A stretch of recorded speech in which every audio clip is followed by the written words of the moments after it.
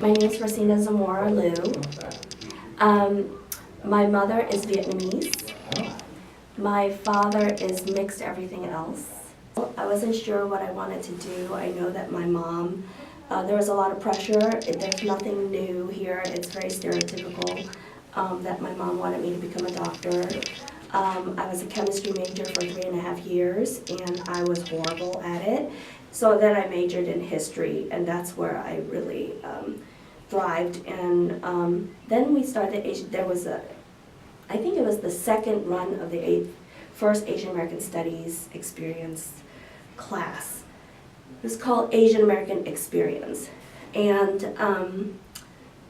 that was it for me. That was something that I thought, oh, yay, there's something that actually talks about Asians who grew up in America and who were born in America, and kind of felt like I felt much more connected to it than Asian history. Even though I loved Asian history, that was sort of like the only go-to I had until this course, and that really changed things for me. And I graduated finally, which we thought never would happen. And then I went through like 5 majors. So, yeah. All related to chemistry somehow. And after that, I thought, well, there's a need for me to pursue racial and social justice work as well. And so I teach in education now, and I'm very fortunate. I get to pursue issues. We still call it diversity, and I feel very uncomfortable calling it that. But it doesn't mean anything, right? But to really talk critiquing whiteness and white spaces. And so in education, that's pretty much the kind of classes I get to teach. I teach. Describe your relationship to the founding and growth of the AAST at the University of Maryland. Oh, right. I taking that class, the first one in '95, the Asian American Experience class, that one sort of opened up a lot of opportunities to participate in the political movement on this campus because of the things that were covered. It was a very critical class. And from class you would get announcements too, right? Of like, here's what we're doing, we're changing. It used to be the ASU, for example, the Asian Student Union, and then we changed it to the Asian American Student Union. And then I was able to participate in that capacity. And at that time, I don't know that I knew enough.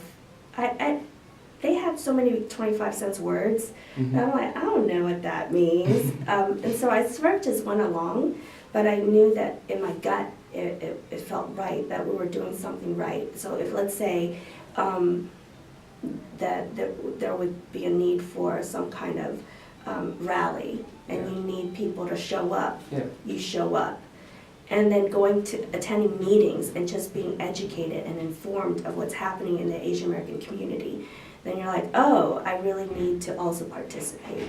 That's when I think Christina DeMaio formed WASP. I believe, don't ask me what it stands for. It was something Asian American and Sisters and Women. It was women, I don't know, something Asian Americans for Asian American Studies program, Women for Asian American Studies program, or something. Don't kill me, Christina. But that was where we just came together and thought about smaller initiatives at the grassroots sort of thing. But again, I wasn't the leader. I was just grateful to have kind of a cause and a purpose. And I think that's what the class opened up to me, and then all these organizations that started happening during that time. There was, it was Christina DeMaio, Wendy Wang, and then we had, I'm all over the place, it's been a long time. The Asian American Studies Union, I served as their public relations person. Probably wasn't very good at it. Oh, no. But it was it was something that I was able to participate in, Yeah. and it gave some identity, Yeah. me a sense of identity and belongingness. We had the ICASU conference and the East of California conference, which having a hand in helping organize, again, I wasn't any of the leaders in there, because I don't want to take that away. I know at this point everybody says they have a shared experience, and it was wonderful, and it really was a collective. But let's be very clear, there were some pivotal leaders that made it happen. Yeah. And Will Liu, who you guys are going to interview, certainly was our leader, but also Christina Lactameo for the undergrads. Those are the two names that, to me, when I think of the Asian American Studies program, I think of their names. Could you paint a picture for us of what it was like to be on campus at the time? What are some of the most vivid memories that you have that can help us understand life in College Park around the year 2000? 2000. I wasn't here in 2000. I was here in 1990s. Let's do so that then. It's, yeah, okay. There were a lot of. It was the first time I came onto one space where I saw so many Asian Americans all together. Really? Yeah. And by many, you got to understand, I grew up in Montgomery County with predominantly white and Jewish communities. Mm-hmm. So it's not like, it's all relative, right, Mm-hmm. to my perception. But there were a lot of smaller groups of Asian Americans. Some didn't want to be called Asian Americans. Some were just the Chinese student group, Mm-hmm. or the Chinese culture club. So we had all these cultural clubs happening. But I liked the Asian American Studies, or Asian American Student Union group, because it kind of represented me, because Yeah. I was neither one nor the other. Yeah.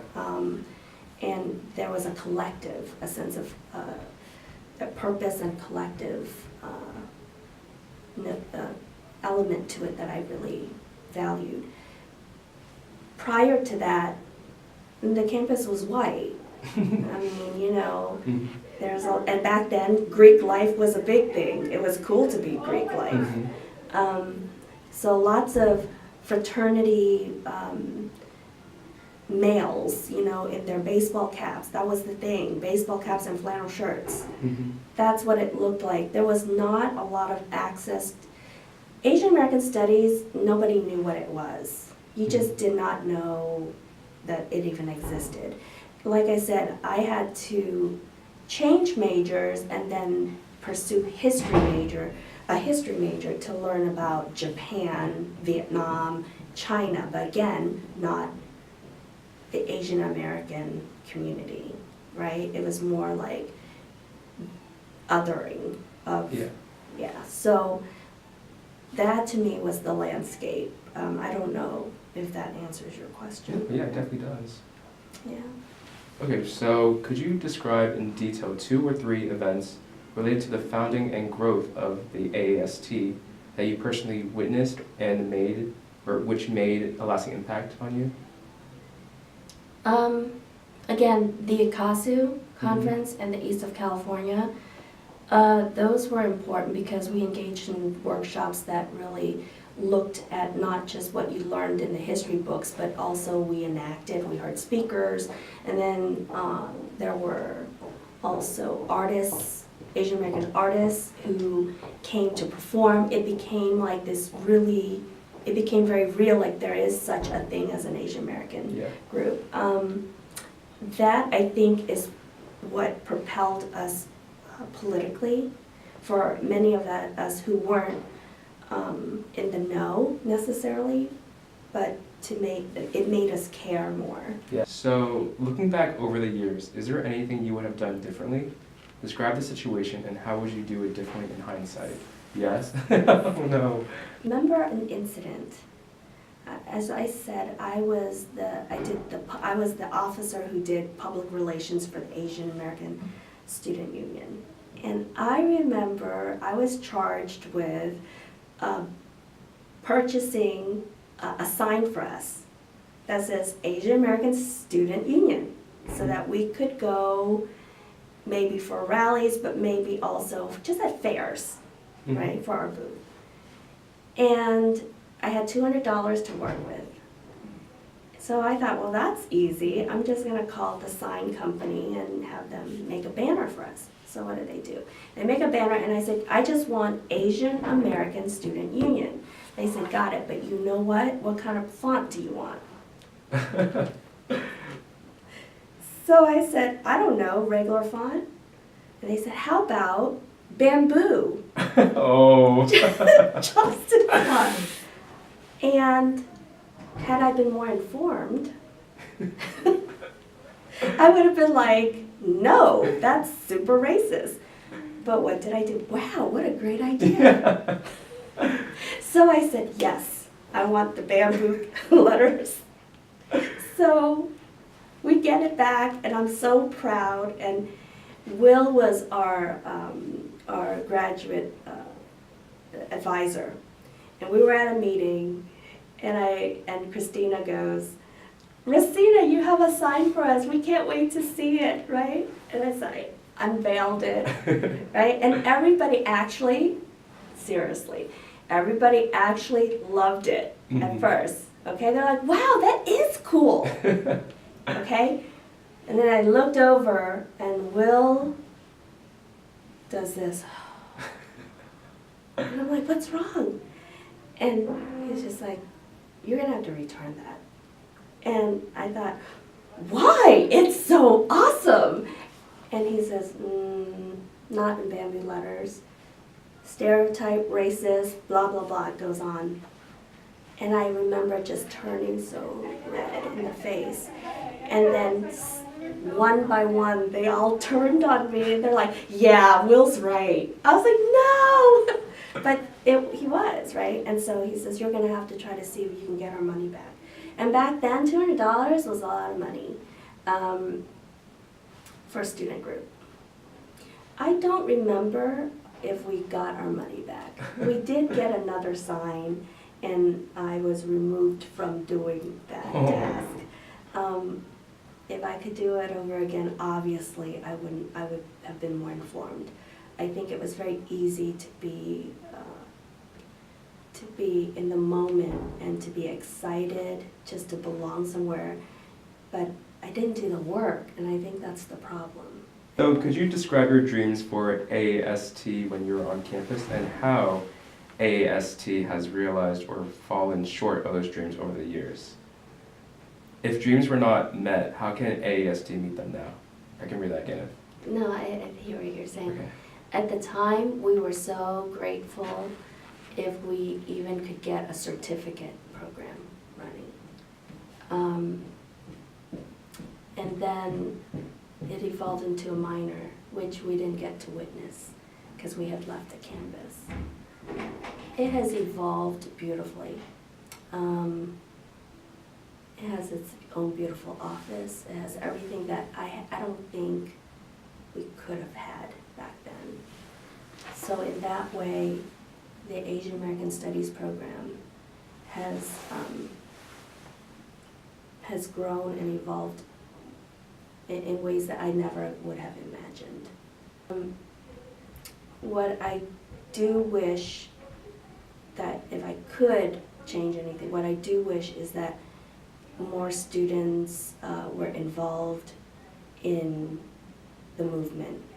Right now, it may feel like there's not any purpose, right? But to me, cross-cultural collaboration and cross-racial collaboration is everything. We are nothing if we are not part of a larger community of parts of the communities of color.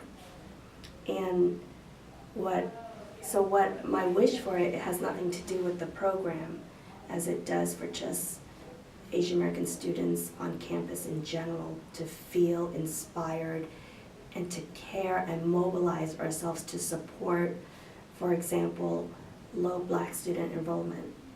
That's atrocious, right? We have such a huge decline. We have to care about those things too, even if it feels like it's not part of our community, but we are part of a larger collective.